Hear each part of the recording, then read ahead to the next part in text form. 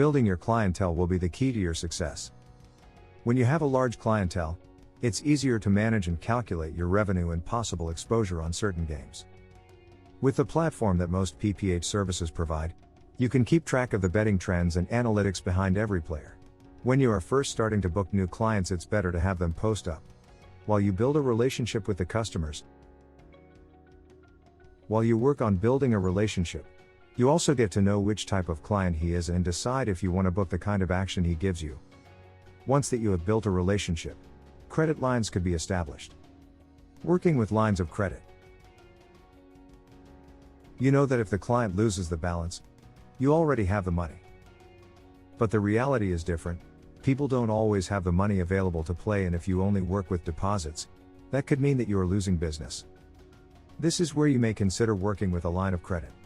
However, there has to be a recognition that you cannot give a customer too much of a credit line, so they can bury himself or destroy you.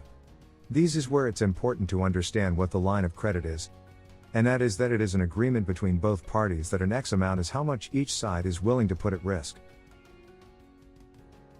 From the player's perspective, it is an easy decision, as they already know what is the max they can lose and will know if they can cover it, or not, before agreeing.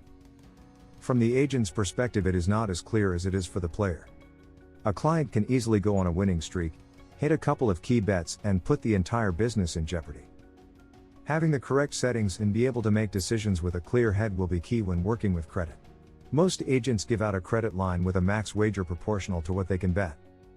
For example, if you give a customer a $1,000 credit line, the max wager should be 10% of that amount, which will be $100. The reason behind this is to avoid him losing more than he can afford. The more wagers he needs to place, the more juice he is going to lay. The number of credit players should be decided by your bankroll. Going back to a previous example, if you have 10 guys of $500, total credit limit will be $5,000. So, to start booking in credit, you will need 20% of $5,000, which is $1,000. Paying on time should be another key aspect of the operation. It's better to have customers that only play what they lose so the balance can reset. If the closing of the week happens on Sunday, give time to the player so they can square up. Some agents have Tuesdays as the paying date. If they lose a big chunk, take something first and try to work a payment plan. If by any chance you are not going to be around for collecting, communication is paramount for building that relationship. Most players have the habit to bet for entertainment. Others feel the urge and can become an issue. Try to put that into consideration. The relationship has to work both ways.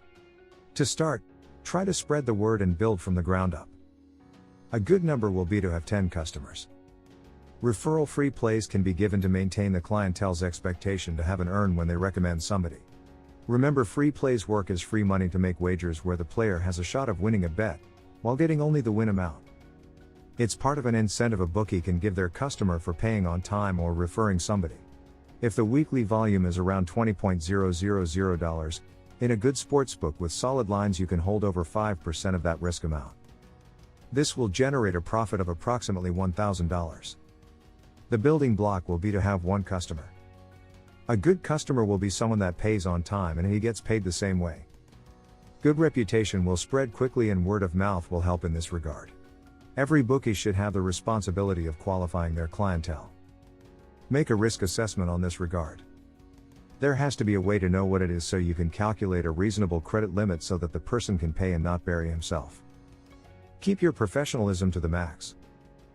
When you see that somebody is falling apart from losing a bunch, try to help them out to take it slow.